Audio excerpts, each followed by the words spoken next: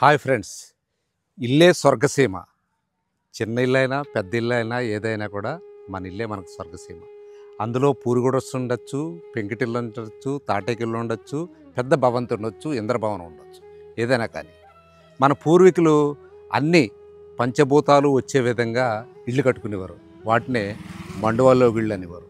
అంటే వర్షం ఇంట్లో వెళ్ళేది, అలాగే ఎండ సూర్యకిరణాలు ప్రవహించేవి, చలిగాలు వీచేవి, అద్భుతంగా ఉండేది. కరెంటు ఫెసిలిటీ లేని రోజుల్లో కూడా చాలా హాయిగా నివసించారు. అది బ్యాక్ టు ఎర్త్. ఇప్పుడు మళ్ళీ ఈ మండువాలోగిళ్ళకి బాగా ప్రాధాన్యత పెరుగుతుంది. ఆ ఇల్లు చూడటానికి ఇప్పుడు మనం వెళ్తున్నాం.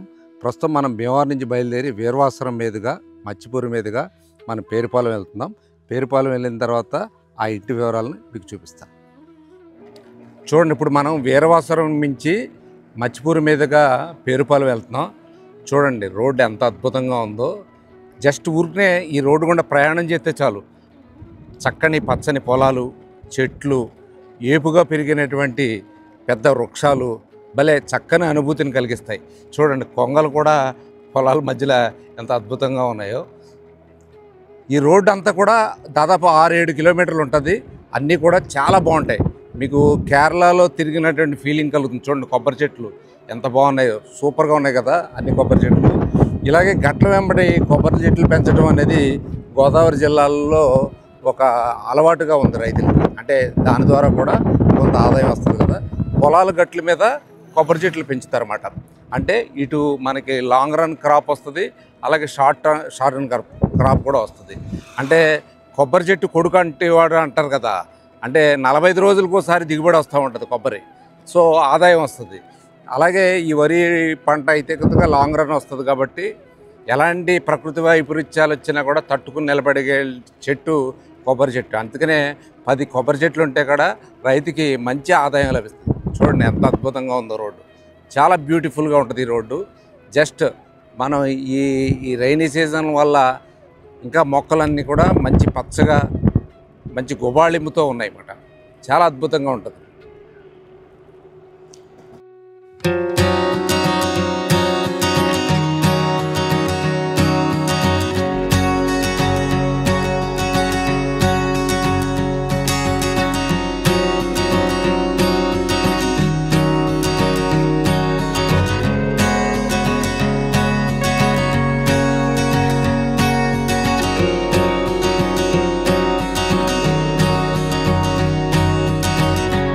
ఇది కొప్పరు గ్రామం, మచ్చిపూరు సమీపంలో ఉన్నటువంటి కొప్పరు గ్రామం. రాష్ట్ర ఉపాధ్యాయ ఉద్యమ నిర్మాత పోలిశెట్టి గారిది ఈ ఊరే. అలాగే రాజకీయంగా కూడా ఎంతో చైతన్యవంతమైనటువంటి ఊరు ఈ కొప్పరు గ్రామం. ఇక్కడ రాజకీయంగా చాలా ఓటర్లు కానీ నాయకులు కానీ చాలా చైతన్యవంతంగా ఉంటారు. ఆ ఊరి పేరే కొప్పరు గ్రామం.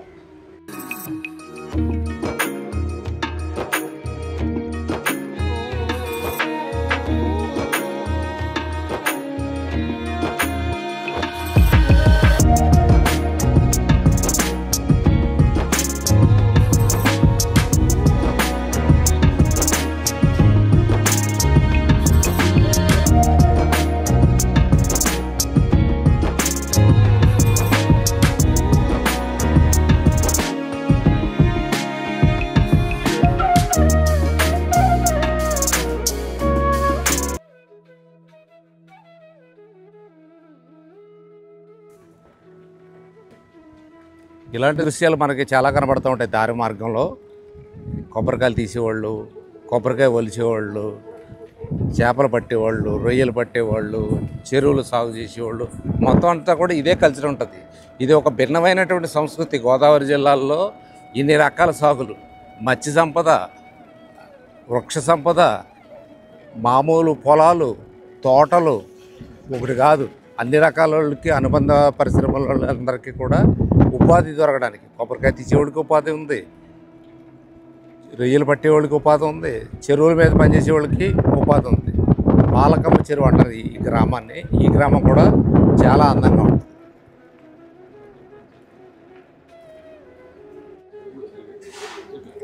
ఈ మొగల్తూరు గ్రామం ఇది. పూర్వం ఎలా ఉన్నాయో రోడ్లు ఇప్పుడు కూడా అలాగే ఉన్నాయి. ఇక్కడ విస్తరణ పనులు జరగలేదు.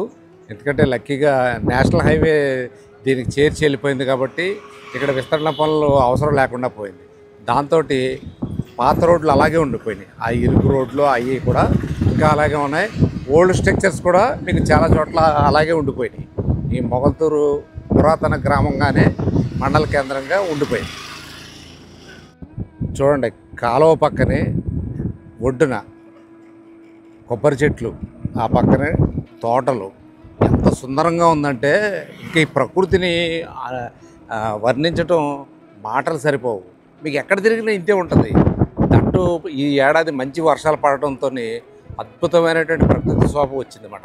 చాలా బాగుంది. చూసారా, రోడ్డు కూడా ఇటువైపులా కొబ్బరి చెట్లు, ఓ పక్కన నదీ ప్రవాహం, కాలువ ప్రవాహం భలే అందంగా ఉంది కదా. మొగల్తూరు నుంచి మన పేరుపాలెం వెళ్ళేటువంటి రోడ్ ఇది. ఇక్కడి నుంచి బీచ్ 4 కిలోమీటర్ల దూరం ఉంటుంది అన్నమాట. ఈ రోడ్డు కూడా చాలా బాగుంటుంది. పచ్చని చేలు, పచ్చని చెట్ల మధ్యన ఈ 4 కిలోమీటర్ల ప్రయాణం సాగుతుందన్నమాట. ఇది చూడండి, తీర ప్రాంతం, సముద్ర తీర ప్రాంతం అయినప్పటికీ కూడా కొబ్బరి చెట్లు ఎంత ఏపుగా పెరిగినాయి, అంత పచ్చగా పెరిగినాయి. చూడండి, ఇక్కడ సెలనిటీ, వాటర్లో సెలనిటీ చాలా ఎక్కువ ఉంటుంది. అయినప్పటికీ కూడా చాలా బాగా పండుతుంది. మంచి దిగుబడి ఇస్తుంది కాయలు. చూడండి, అంటే ఇక్కడ ఎక్కువగా ముఖ్యంగా 2 పంటలు, అయితే కొబ్బరి లేకపోతే సర్వే తప్ప ఇక్కడ ఏమి ఉండదు. తప్పితే మామిడి. ఈ 3 కూడా చాలా క్వాలిటీ ఆఫ్ టేస్ట్ అన్నమాట. 3 కూడా చాలా టేస్ట్గా ఉంటాయి. ఇక్కడ పేరుపాలెం మొగల్తూరు కాయలకి మంచి డిమాండ్.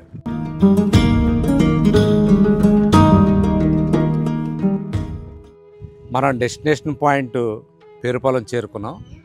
మనం పేరుపాలెంలోని మేళంవారు పాలెంలో ఉన్నాము. ఇక్కడ అతి పురాతనమైనటువంటి ఒక పెంకుటిల్లు ఉంది. చాలా దాదాపు 100 ఏళ్ళు పైబడి ఉన్నటువంటి ఇల్లు ఇవాళ కూడా బాగా మెయింటైన్ చేస్తున్నారు.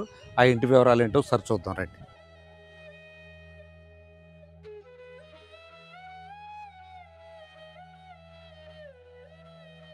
రండి, ఇదే ఇల్లు. చూసారా, చాలా పెద్ద ప్రాంగణం ఇది. చాలా విశాలమైనటువంటి ప్లేస్లో ఇది ఉంది. ఇది ఇక్కడ యువనాయకులు బన్నుగారాళ్ళ ఇల్లు ఇది. ఆ వివరాలు ఏంటో మీకు లోపలికి వెళ్ళి చూద్దాం.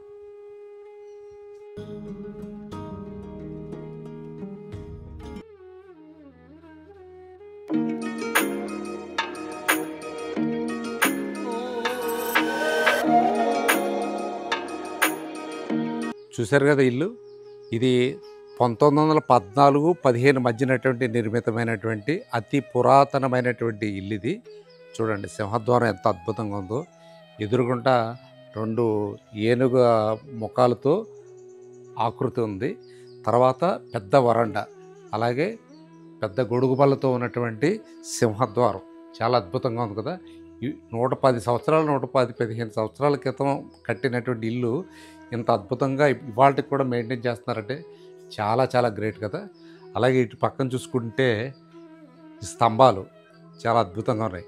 అలాగే ఇనప్పెట్టి చూడండి, ఆ రోజు నగదు, ఆస్తికి సంబంధించినటువంటి పత్రాలు దాయడానికి ఏర్పాటు చేసినటువంటి ఇనప్పెట్టి ఇటీవల దీనికి రంగులు వేయించి ఆధునీకరించారంట. చాలా బ్యూటిఫుల్గా ఉంది కదా. అలాగే ఆనాటి కుర్చీలు, చెక్క కుర్చీలు చూడండి, అటు ఇటు గుమ్మానికి, సింహద్వారానికి ఇరువైపులో వేసినటువంటి కుర్చీలు ఇంకా ఆ రోజుల్లో తయారు చేసినటువంటి కుర్చీలే ఇవి ఉన్నాయి. ఇక లోపలికి వెళ్తే కనుక ఈ సింహద్వారం ఓపెన్ చేస్తే వరుసగా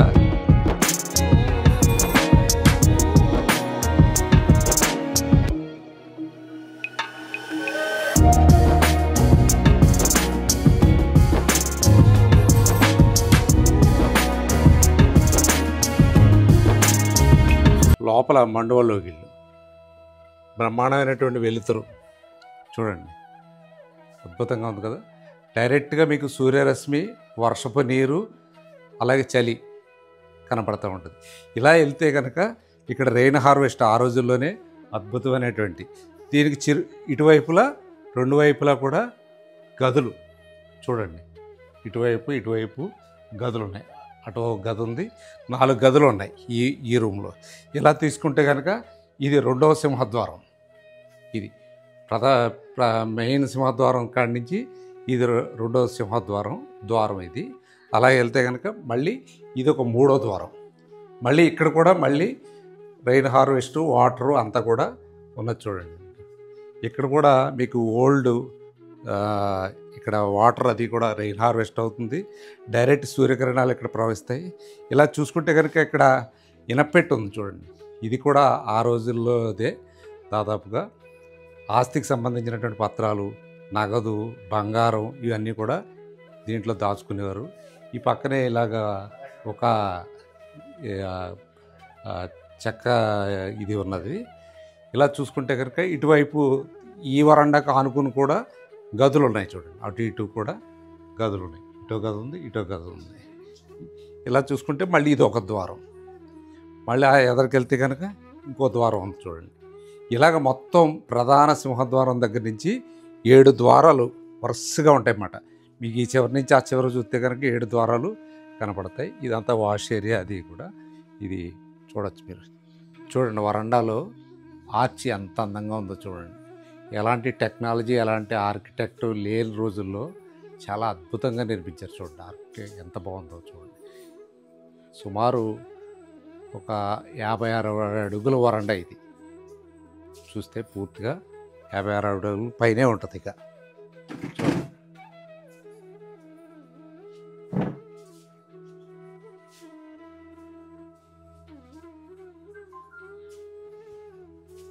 ఇక్కడ ప్రథమ సింహద్వారం దగ్గర నుంచి 7 గుమ్మాలు వరుసగా ఉంటాయన్నమాట. ఇంత బారున ఉంటుంది. దాదాపుగా ఇది మొత్తం విస్తీర్ణం చూసుకుంటే కనుక 6 ఎకరం విస్తీర్ణంలో ఉంది. ఇదంతా ఒక ఎత్తు అయితే ఇదంతా కూడా ఈ రోజు కూడా ఇవాళ మెయింటైన్ చేయడం అంటే చాలా గొప్ప విషయం. ఇంత సుదూర తీర ప్రాంతంలో ఆ రోజుల్లో 100-110 సంవత్సరాల క్రితం ఇంత అద్భుతమైనటువంటి ఇల్లు కట్టి ఈ రోజు కూడా మెయింటైన్ చేయడం అంటే నిజంగా చాలా చాలా గొప్ప విషయం. చూడండి ఎంత అద్భుతంగా ఉందో. గుమ్మాలు అవి కూడా ఈరోజు కూడా చెక్కు చెదరకుండా అలాగే ఉన్నాయి అన్నమాట. ఇలా చూసుకోండి. ఇంటిని నిర్మించింది ఈయనే, మేళం సోమన్ గారు. 1910-14 మధ్యన నిర్మించినటువంటి ఇల్లు ఈయనే నిర్మించారు. వీళ్ళు ఆ రోజుల్లో కూడా ఈ జింక బొమ్మలు, సింహం బొమ్మలు, ఏనుగు తలకాయ బొమ్మలు పెట్టుకుంటాం అనేది ఒక ఆచారంగా, సంప్రదాయంగా కొనసాగేది. దానిలో భాగంగా ఈ జింక బొమ్మ పెట్టినట్టు.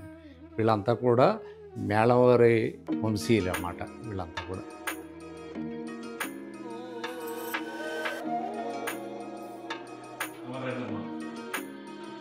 ఈ మంచం కూడా దాదాపుగా అప్పుడుదే. ఇప్పటికి కూడా బాగా మెయింటైన్ చేస్తున్నారు. నా పేరు మేళం బన్ను. ఇవాళ పేరుపాలెంలో మీరు చూస్తున్న ఈ ఇల్లు మా పూర్వం మా తాతలు ముత్తాతలు కట్టించిన ఇల్లు. దాని బ్రాండ్ ఇమేజ్ కాపాడడానికి కానీ, గ్రామంలో ఒక ఇల్లు పెద్ద ఇల్లు ఉంటున్నామనే ఆనందంతో ఈ ఇంట్లో ఉండటం జరుగుతుంది. ఈ ఇంట్లో ఉండటం మాకు ఒక అదృష్టంగా భావిస్తున్నాం.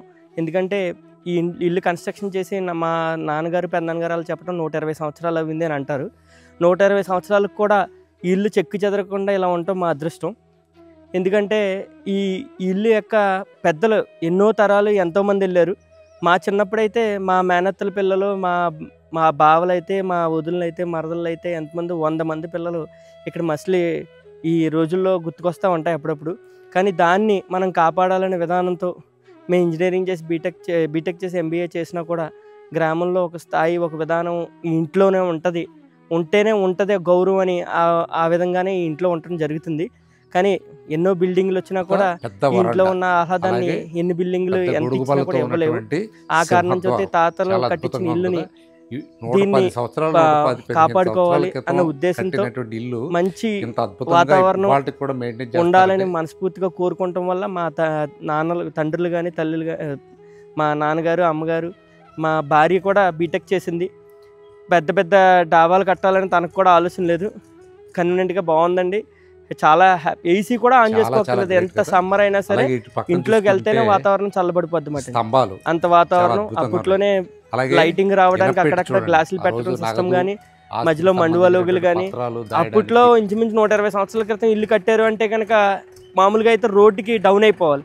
కానీ ఇప్పుడు కూడా రోడ్డుకి 6 ఫీట్ హైట్లో ఇల్లు ఉందంటే అప్పుడు ఎంత ఆలోచించి ఈ ఇల్లుని కట్టారు అన్నది పెద్దలు ఇచ్చేసుకోవాలి. దాన్ని అదృష్టంగా భావిస్తూ వాళ్ళు కట్టిన వీళ్ళింట్లో మేము కూడా ఉంటున్నందుకు చాలా అదృష్టంగా ఫీల్ అవుతున్నాం.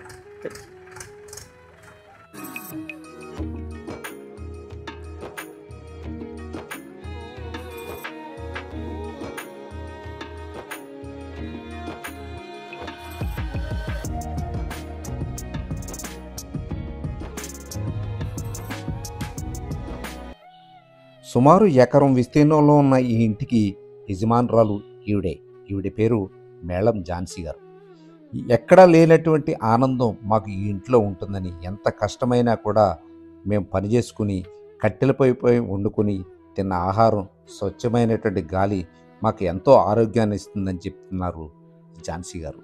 అలాగే ఇంటి చుట్టుపక్కల కలిగి తిరుగుతూ చక్కగా పూల మొక్కలు, పండ్ల తోటలలో తిరుగుతూ హాయిగా మేము జీవనం సాగిస్తున్నామని, తీర ప్రాంతమైనప్పటికీ కూడా మాకు ఎంతో హాయిగా ఉంటుందని చెప్పేసి, ఇక్కడ ఉన్నటువంటి హాయి కానీ స్వేచ్ఛ కానీ మరెక్కడ లభించదని, పట్టణాల్లోనూ నగరాల్లోనూ ఇండివిజువల్ హౌసుల్లోనూ అలాగే అపార్ట్మెంట్లలోనూ మాకు అంత ఉండలేము, మనగలగలేము అని చెప్పేసి చెప్తున్నారు ఝాన్సీ గారు. అందుకనే ఇదే ప్రాంగణంలో ఇప్పటికీ కూడా మేము నివసిస్తున్నామని చెప్పి ఎంతో ఆనందంగా చెప్పారు. ఆ రోజుల్లోనే వాస్తు ప్రకారం అన్నీ కూడా మెయింటైన్ చేశారు. చూడండి, ఇంటికి ఈశాన్య మూలైనటువంటి ఈశాన్య మూలన బావిని కూడా ఏర్పాటు చేశారు. చూడండి, స్వచ్ఛమైనటువంటి ఆక్సిజన్ కోసం ఒక వేప చెట్టు కూడా ఏర్పాటు చేశారు. అలాగే ఈ ఇంటి ప్రాంగణంలో మామిడి చెట్లు కూడా ఉన్నాయి. చూడండి, ఇది మామిడి చెట్టు, అక్కడ ఒక మామిడి చెట్టు ఉంది. వెనకాల పెరట్లో కూడా ఇంకా చాలా చెట్లు ఉన్నాయి. ఈ ఇంటికి ఇవి కూడా మంచి అందాన్ని తీసుకొచ్చాయి. చూడండి, ఊరు ఎంత బాగుందో. ఇది పేరుపాలెంలోని మేళంవారి పాలెం. చాలా చక్కగా, చాలా ఆహ్లాదకరంగా, ప్రకృతి శోభ వెల్లివిరుస్తూ బ్రహ్మాండమైనటువంటి వాతావరణంతో ఉంది. చాలా అద్భుతంగా ఉంది కదా. పట్టణాల్లోని నగరాల్లోని చిన్న చిన్న ఇరుకు గదులు, అగ్గిపెట్టెలు లాంటి ఇళ్ళు ఇలా అయిపోయింది ప్రపంచం. చూడండి ఎంత విశాలంగా ఉందో. ఇంత బారుగా ఉన్నటువంటి వరండా, విశాలమైనటువంటి ప్రాంగణం, ఈ అరుగు మీద కూర్చునేటువంటి ఒరిజినల్ ఆక్సిజన్ పీల్చడం ఎంత ఆహ్లాదకంగా ఉంటుంది. ఇంతకంటే ఏం కావాలండి. గ్రామీణ ప్రాంతంలో ఎలాంటి రణగుణ ధనులు లేనటువంటి ప్లేస్లో హ్యాపీగా వరండా అరుగు మీద కూర్చునేటువంటి కాలక్షేపం చాలా అద్భుతంగా ఉంటుంది కదా. గోదావరి జిల్లాల్లో ముఖ్యంగా తీర ప్రాంతాల్లో ఇలాంటివి చాలా చోట్ల కనబడతాయి. 110 సంవత్సరాల చరిత్ర కలిగినటువంటి ఈ ఇంట్లో ఇలా సేద తీరటం నాకు చాలా హాయిగా అనిపించింది. మీకు ఎలా అనిపించిందో కామెంట్ సెక్షన్లో కామెంట్ చేయండి.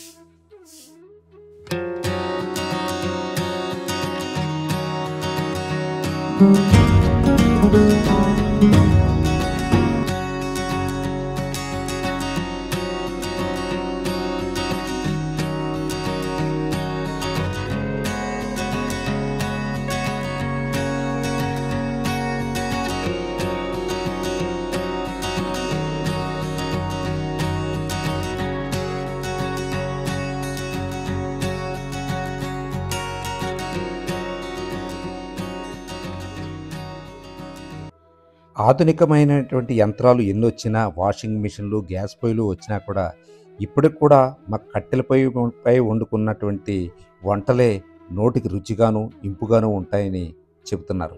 ఈనాటికి కూడా ఇదే ఇంట్లో కట్టెలపై కూడా వంటలు సాగిస్తున్నారు.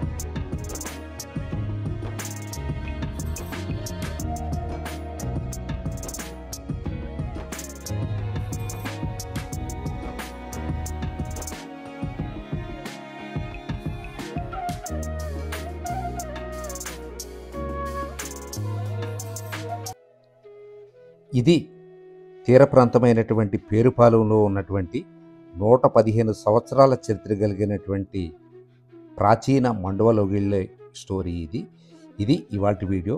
మరో వీడియోతో మళ్ళీ కలుసుకుందాం. అంతవరకు బాయ్. ఈ వీడియో మీకు ఎంతగానో నచ్చితే లైక్ చేయండి, కామెంట్ చేయండి, షేర్ చేయండి. బాయ్.